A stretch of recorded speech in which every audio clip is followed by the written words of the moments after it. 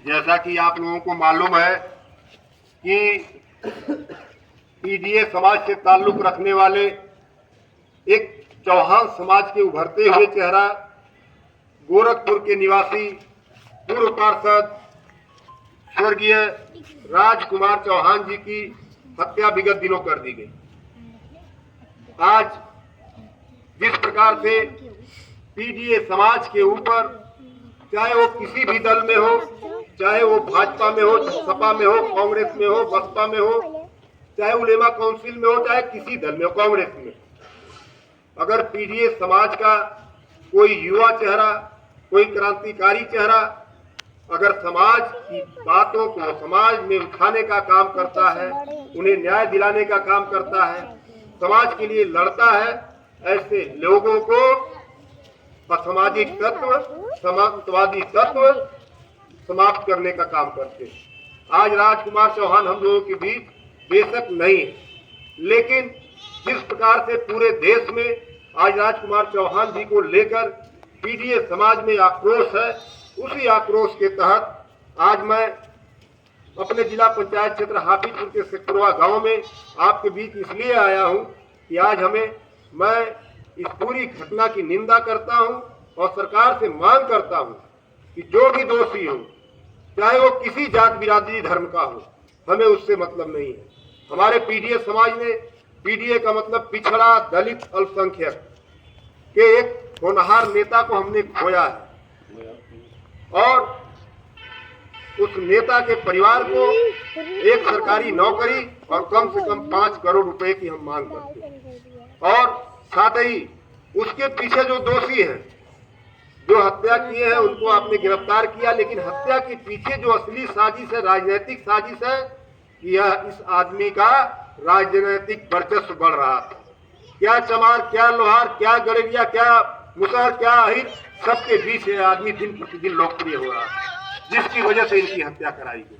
तो हमारी सरकार से मांग है कि इन हत्यारों को पकड़कर कानून के तहत जो भी कठोरतम सजा हो सकती है, हम कभी नहीं कहते हैं कि इनकाउंटर कोई न्याय नहीं है। किसी का घर गिरा देना कोई न्याय नहीं, हम तब भी उसका विरोध करते हैं, हम आज भी विरोध कर रहे हैं। कानून के सम्मत फांसी की सजा होनी चाहिए, जिससे दुनिया देखे कि भारत का कानून सबसे अच्छा कानून, और ये अधिकारी और ये कर्मचारी कानून को तोड़ मरोड़ कर जिस प्रकार से अपराधियों को बचाने का काम कर रहे हैं सरकार में, मैं उसकी भी निंदा करता हूँ।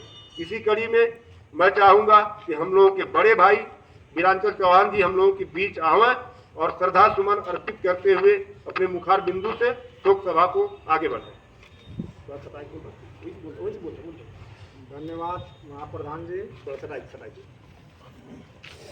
आपका ये जो अभियान है और जो भी हत्या हुई है, उसका हम प्रखर रूप से हम लोग उनका विरोध करते हैं और ये आपत्ति दर्ज कराते हैं कि चाहे किसी जाति या किसी भी धर्म का व्यक्ति हो, अगर इस तरह से निर्मम हत्या होती है तो उसका न्याय, उसको न्याय मिलना बहुत ही ज़रूरी है, चाहे वो किसी भी समाज का हो।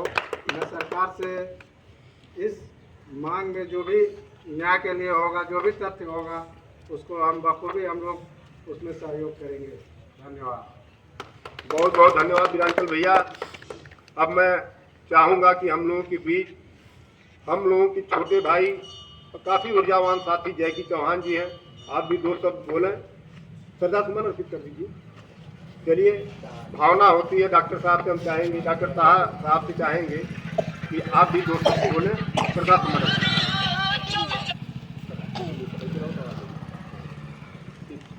सबसे पहले मैं बड़े भाई महाप्रधान पप्पू यादव जी का शुक्रिया अदा करते हैं कि उन्होंने हमें बोलने का मौका दिया, और मैं इस श्रद्धा सुमन कार्यक्रम में अपनी बात को रखते हुए सरकार से यही मांग करता हूं कि ये जो हमारे भाई राजकुमार चौहान जी की निर्मम हत्या की गई है, मैं इसका पुरजोर विरोध करता हूं और सरकार से ये मांग करता हूं कि सख्त जितनी सी मजबूत से मजबूत कार्रवाई इन निर्दोष जो निर्मम हत्या की गई है, इनके जो इस पे जो भी दोषी हैं उनके खिलाफ जो भी सख्त से सख्त कार्रवाई होनी चाहिए। कानून जो भी इसकी सजा दे, मैं इसकी पुरजोर सरकार से मांग करता हूं और परिवार वालों के लिए पूरी सहायता सरकार से मांग करता हूं कि परिवार वालों को सहायता दी जाए। एक कम से कम 5 करोड़ रुपए उनको सहायता के रूप में और परिवार के एक सदस्य को सरकारी नौकरी दी जाए, ये हमारी मांग है। और लास्ट में हम यही कहना चाहेंगे कि किसी की भी हत्या हो, किसी की भी हत्या हो, उसको न्याय जरूर मिलना चाहिए, लेकिन संवैधानिक दायरे में रह करके। जैसा कि पप्पू यादव जी ने बताया कि घर गिरा देना, किसी का बुलडोजर से घर गिरा देना या किसी भी तरीके से जो संवैधानिक तरीका नहीं है, मैं उसका पुरजोर विरोध करता हूं। मैं यही मांग करता हूं सरकार से कि संवैधानिक तरीके के दायरे में रह करके इनके जो हत्यारे हैं उनको सख्त से सख्त कार्रवाई उनके खिलाफ हो, ताकि पूरे प्रदेश में एक नज़ीर कायम हो। आने वाले कल में किसी भी हमारे भाइयों की इस तरीके से हत्या दोबारा ना हो। करत यार 2 मिनट में। चलिए डॉक्टर साहब, आपने बहुत अच्छी बात कही। हाँ ठीक, रुकल आवत 2 मिनट में। मैं चाहूँगा कि 2 मिनट में आवत थी यार, 2 मिनट में आवत थी। हाँ 2 शब्द बोल दीजिए। चलिए ठीक है। हाँ ये भावना होती है, हम लोग जैसे अपनी भावना आवत यार 2 मिनट रुकल ला। जबान पे ला देते हैं, आपके बीच अपनी बात कह लेते हैं, आपकी बात भी अधिकारियों के सम्मुख कह लेते हैं, तो भावना होती है। इसी कड़ी में हालत खराब होती है। आप गौतम भाई चलिए ठीक, बहुत अच्छी बात है, हो गया। तो साथियों, अगर हम अच्छा लोगों को लगेगा, अब मैं अपनी बात कर लूँ, लोगों को लगेगा कि इसकी क्या जरूरत थी, जागरूकता आती, कुछ नई बातें आपको सीखने को मिलती है। अगर मैं आज यहाँ नहीं आता तो ये चीजें जो मैं बोला वो शायद आप नहीं जानते। ठीक है, तो इससे क्या जागरूकता आती है। अच्छा, हमारा समाज आप देख रहे हैं कि जज की लिस्ट निकल रही है तो हमारा एक भी नहीं है। MBBS की ना के बराबर है। हम कहाँ जा रहे हैं? सिपाही की भर्ती निकली तो उसमें है, तो ठीक है, अच्छी बात है, लेकिन हमें जज, डॉक्टर, इंजीनियर, बड़े अधिकारी, IAS, PCS, IPS के बारे में भी सोचना होगा।